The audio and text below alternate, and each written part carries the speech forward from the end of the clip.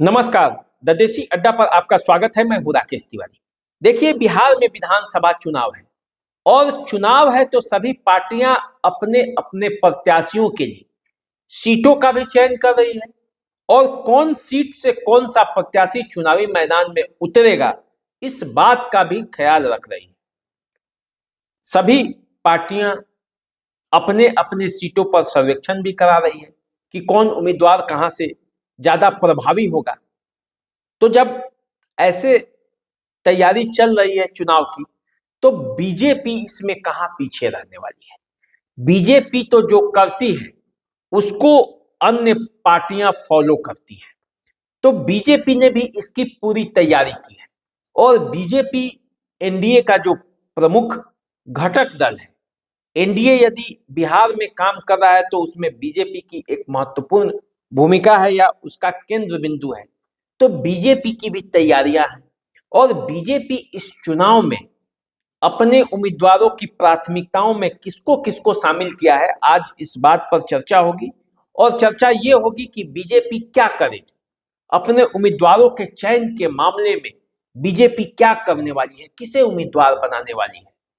तो इस बात पर चर्चा करने से पहले हम ये जान ले कि 2020 के चुनाव में क्या हुआ था, जब जनता दल यूनाइटेड, बीजेपी और जीतन राम मांझी की पार्टी हम और मुकेश सहनी की पार्टी वीआईपी एक सूत्र में चुनावी मैदान में उतरे थे, एक माला बनकर चुनावी मैदान में उतरे थे और एनडीए कुल बिहार के 243 सीटों पर अपना उम्मीदवार उतारी थी।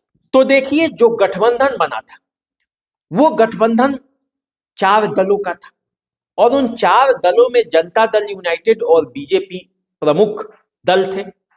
तो पहले इनमें सीटों का बंटवारा हुआ, 122 सीट जनता दल यूनाइटेड को और 121 सीट बीजेपी को। और बीजेपी अपने कोटे से 10 सीट मुकेश सहनी को और जनता दल यूनाइटेड अपने कोटे से 7 सीट जीतन राम मांझी की पार्टी हमको दे दिया था। कुल 110 सीटों पर बीजेपी चुनाव लड़ी थी और कुल 115 सीटों पर जनता दल यूनाइटेड चुनाव लड़ी थी।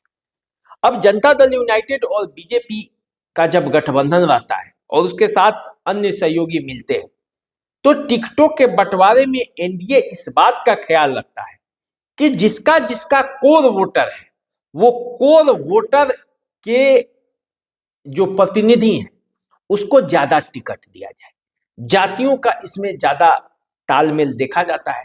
जनता दल यूनाइटेड का जो कोर वोटर लॉकुस है उसको ज्यादा सीटें देती है जनता दल यूनाइटेड। उसी तरह जीतन राम मांझी अपने कोर वोटरों को लुभाने के लिए अपने ही जाति बिरादरी से ज्यादा टिकट देते हैं। इसी तरह अन्य अन्य घटक दल जो हैं अपने कोर वोटर को ध्यान में रखकर टिकटों का वितरण करते हैं। तो 2020 में बीजेपी ने जब टिकट का वितरण किया तो सवर्णों का दबदबा था उसमें। ऐसा कहा गया कि बीजेपी के जो जो उम्मीदवार उतरे थे उसमें सवर्ण दिखे ज्यादा। अब उसका कारण भी है, जब 243 सीटों पर जनता दल यूनाइटेड अति पिछड़ों को ज्यादा सीटें दी, जब कोयरी और कुशवाहा जो है कुशवाहा और कुर्मी को ज्यादा सीटें दी, तो बीजेपी भी यदि उन्हीं जातियों को ज्यादा सीटें देंगी तो फिर जो विनिंग कॉम्बिनेशन है वो बन नहीं पाएगा। तो ऐसे में इस बात का ख्याल बीजेपी भी रखती है और इसी के तहत 2020 में उम्मीदवार के चयन के वक्त बीजेपी ने इस बात का ख्याल रखा और 20 राजपूत उम्मीदवारों को चुनावी मैदान में उतारा। जो 110 सीटों पर बीजेपी चुनाव लड़ी उसमें से 20 टिकट राजपूत कैंडिडेट को दिया गया, 13 टिकट भूमिहार समुदाय को दिया गया, 10 टिकट ब्राह्मण समुदाय को दिया गया और 5 टिकट कायस्थ समुदाय के उम्मीदवार को मिला। कुर्मी उम्मीदवार भी 11 की संख्या में बीजेपी ने उतारे थे, कम नहीं उतारे थे। 10 उम्मीदवार कुशवाहा के भी बीजेपी ने उतारे थे, क्योंकि इस दल में भी तो उम्मीदवार हैं।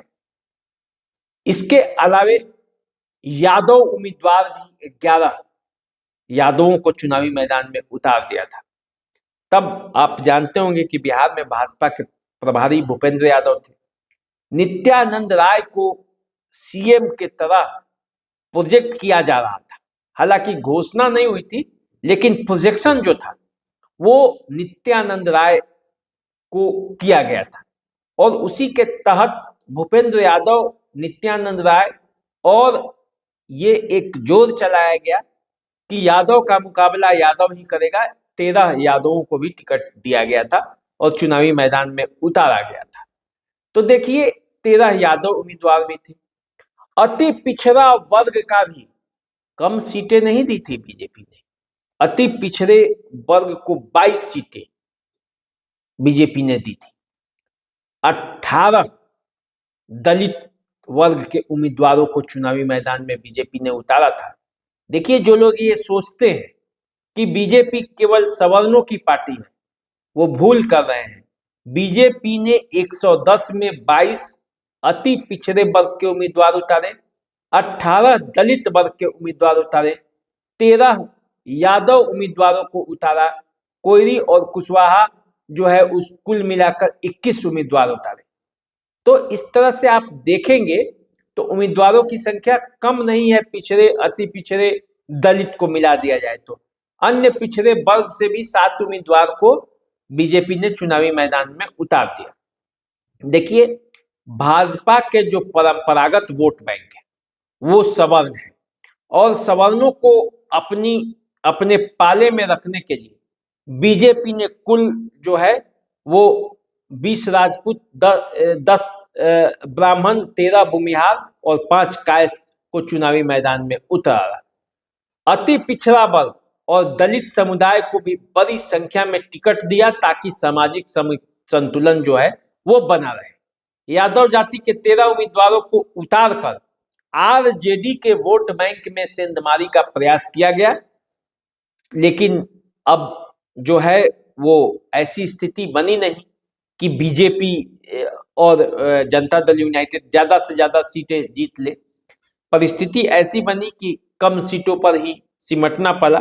किसी तरह सरकार तो बीजेपी और जनता दल यूनाइटेड की बन गई, लेकिन सीटें 2010 की तरह आई नहीं। 2020 में भाजपा 110 सीटों में से 74 सीटें जीती और एनडीए की सबसे बड़ी घटक दल जो है वो बनकर उभरी बीजेपी।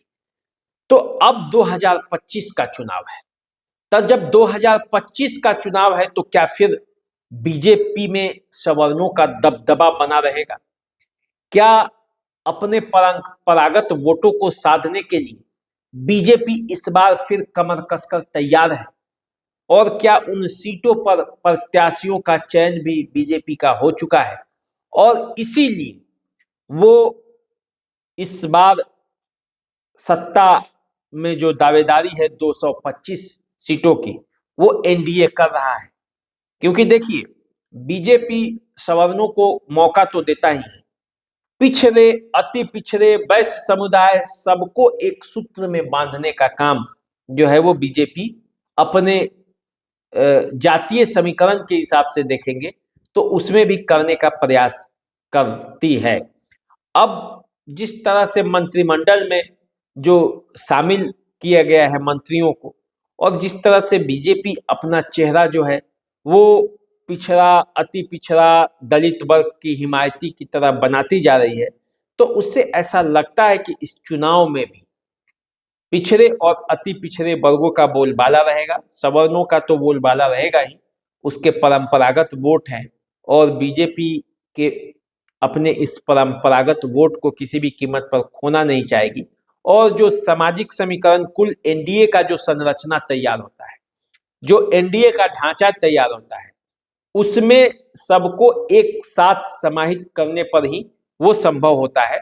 तो बीजेपी इस बात के लिए तैयार है और इस बार भी कुछ ऐसा ही आपको देखने को मिल सकता है।